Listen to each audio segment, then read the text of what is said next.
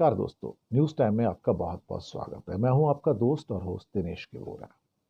आज हम one nation one election पर बात करेंगे। छोटी ही बात करेंगे लेकिन अपने सजेशन के साथ बात करेंगे। बहुत सारे लोग बहुत सारी बातें कह रहे हैं, होना चाहिए नहीं होना चाहिए, 2/3 मेजोरिटी चाहिए, 2/3 स्टेट्स में मेजोरिटी चाहिए, पास होना मुश्किल है। पर मोदी है तो मुमकिन है।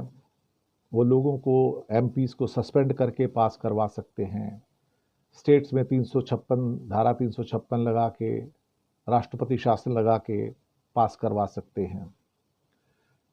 दरअसल ये जो सरकार है, ये कोई देवताओं की सरकार तो है नहीं ना।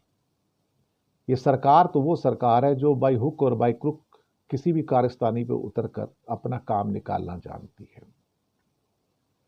उस मामले में वो असुर विरोध, असुर जैसे होते हैं ना, देवताओं के साथ एक असुर भी होते हैं, तो असुर प्रवृत्ति हो जाती है।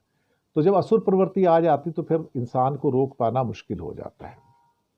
तो ऐसी दुनिया में असुरों का भी राज बहुत रहा है, होते ही रहता है बीच में।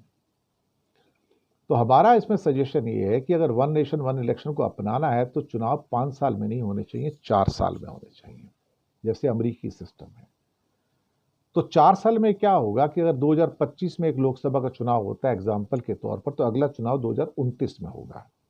4 साल सिर्फ। और जो बीच में सरकारें टूट फूट गई तो फिर 2027 में बीच का एक इलेक्शन होगा, प्रीपोन करके, पोस्टपोन करके। तो पहला इलेक्शन अगर 2025 है, दूसरा 2027, जिसे मध्यावधि कह सकते हो, और फिर 2029।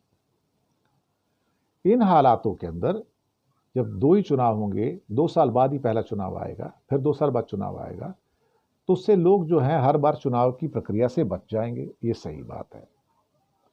प्लस लेकिन साथ में एक कानून और भी लाना चाहिए कि कोई भी प्रधानमंत्री जो देश का बनना चाहता है वो 2 टर्म से ऊपर नहीं बन सकता, यानी कि उसको 8 साल दिए जाएंगे कुल मिला के।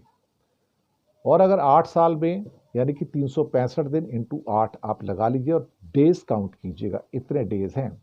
जिस दिन वो ज्वाइन करेंगे वो पहला दिन होगा, और साथ में 2 लीप ईयर होते हैं, 2 दिन एक्स्ट्रा जोड़ लीजिए। 365 इंटू 8 में 2 दिन एक्स्ट्रा जोड़िए, और शाम के बज गए 5 या 6 तो आपको जाना होगा। आप ये नहीं कह सकते फिर उसके बाद कि देश में इमरजेंसी लगी है, देश के हालात बहुत खराब हैं, तो देश को संभालने के लिए एक व्यक्ति की जरूरत है, वो यही हो सकता है। बिल्कुल नहीं। या फिर नया प्रधानमंत्री जब तक आता है तो तब तक आप अपने पद पर बने रहे, बिल्कुल नहीं। अगर शाम के 5 बज गए तो फिर उसका एक प्रोविजन है कि आप चीफ जस्टिस ऑफ इंडिया जो है उसको भारत का एक्टिंग प्राइम मिनिस्टर बना दीजिए, जब तक कि नया प्रधानमंत्री नहीं आता, 2 दिन बाद, 4 दिन बाद, या 2 महीने के बाद आए।